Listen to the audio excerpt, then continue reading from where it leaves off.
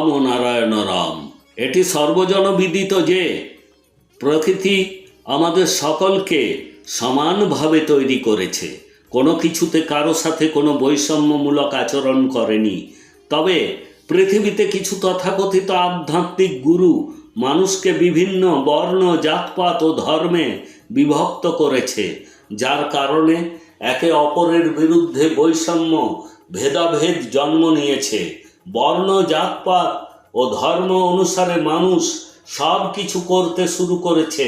কেন আমরা ভুলে যাব যে আমরা সকলেই একই পৃথিবীর প্রাণী, সবাই একই পৃথিবীতে বসবাস করি, কিন্তু জানি না কেন যে সমাজ পৃথিবীকে বর্ণ, জাতপাত, ধর্মের নামে বিভিন্ন অংশে বিভক্ত করেছে।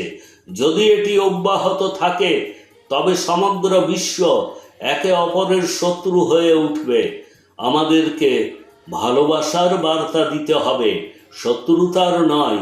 হৃদয়ে ঘৃণা নয়, ভালোবাসার বীজ বপন করতে হবে।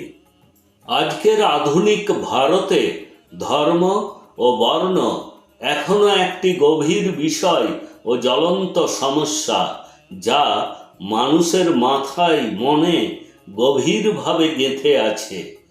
এর বন্ধন এত শক্ত হয়ে রয়েছে যে জনসংখ্যার বেশিরভাগ মানুষ এতে জড়িয়ে পড়েছে। যদি প্রত্যেককে কর্মের ভিত্তিতে, প্রকৃতির ভিত্তিতে এবং সেই অনুসারে পুরো প্রক্রিয়াটি অব্যাহত থাকে, তবে প্রতিটি বিভাগ, প্রতিটি ক্ষেত্রে অর্ধেকেরও বেশি সমস্যা স্বয়ংক্রিয়ভাবে সমাধান হয়ে যাবে। ভারতে বর্ণ ও ধর্মের বিষয়টি শতাব্দী প্রাচীন, যা সমাজকে বিভক্ত করতে এবং বিভিন্ন দলে বিভক্ত করার ক্ষেত্রে গুরুত্বপূর্ণ ভূমিকা পালন করে। জাতি প্রথা এবং ধর্মের নামে বৈষম্য কেবল মানবতার বিরুদ্ধে নয়, পরন্তু সামাজিক অগ্রগতিরও একটি বাধা। বর্ণ, যা একটি সামাজিক কাঠামো ছিল, মূলত সমাজে কাজগুলিকে বিভক্ত করার জন্য করা হয়েছিল। তবে সময়ের সাথে সাথে এটি একটি স্থায়ী পরিচয় এবং বৈষম্য হয়ে ওঠে। বর্ণের ভিত্তিতে উঁচু নিচু ভেদাভেদের ভাবনা সমাজকে খণ্ডিত করেছে। অনেক শ্রেণী এবং সংখ্যালঘুদের শিক্ষা, কর্মসংস্থান, সমান সুযোগ সুবিধা থেকে বঞ্চিত করা হয়েছে। আজও বর্ণ, জাতপাতের নামে অপরাধ, বৈষম্য এবং সামাজিক বৈষম্য আমাদের সমাজের তিক্ত সত্যের নিদর্শন।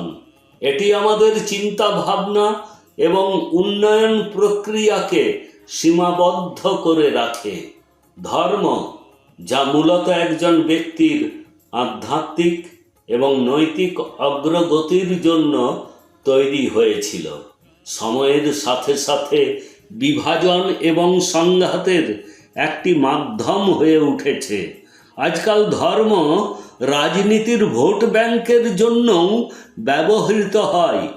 এর মাধ্যমে ধর্মীয় ধর্মান্ধতা এবং অসহিষ্ণুতা প্রচার করা হয়। বর্ণ, জাতপাত ও ধর্মের বৈষম্য নির্মূল করার জন্য নিজেকে প্রকৃতির হাতে তুলে দেওয়া এবং সময় মতো রাম নারায়ণ রাম নামের সাথে যুক্ত হওয়া সবচেয়ে গুরুত্বপূর্ণ। বর্ণ, জাতপাত ও ধর্ম কখনোই সামাজিক ও আধ্যাত্মিক অগ্রগতির মাধ্যম হতে পারে না।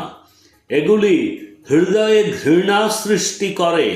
জাতি এবং ধর্ম আজ সামাজিক বৈষম্য এবং সংঘর্ষের কারণ হয়ে দাঁড়িয়েছে। এখন সময় এসেছে এই সমস্ত বৈষম্য দূর করবার এবং এমন একটি সমাজ গড়ে তুলতে হবে যা হবে সমতাবাদী, ধর্মনিরপেক্ষ এবং প্রগতিশীল। এটি কেবল তখনই সম্ভব হবে যখন আমরা আমাদের বিবেক, মন, প্রকৃতির সাথে সংযোগ স্থাপন করব এবং নিয়মিতভাবে জপ করে রামনারায়ণ রাম নামের সাথে যোগাযোগ স্থাপন করব। প্রকৃতি হল সর্বশ্রেষ্ঠ ধর্ম এবং প্রতিটি ব্যক্তির এটি বোঝা আবশ্যক। যখন কোনো ব্যক্তি রামনারায়ণ রাম নামের সাথে যোগ দেয় তখন জীবন একটি নতুন দিশা পায়। এই নতুন দিশা আমাদেরকে নতুন শক্তি দেয় এবং জীবনকে সফল করে তোলে। রামনারায়ণ রাম নামের দ্বারা মানুষকে এই শিক্ষা সর্বদা দেওয়া হয় যে সবসময় নিজের চিন্তাকে ইতিবাচক রাখুন, জীবনে ভালো কাজ করুন, যতদূর সম্ভব মানুষের কল্যাণ করুন।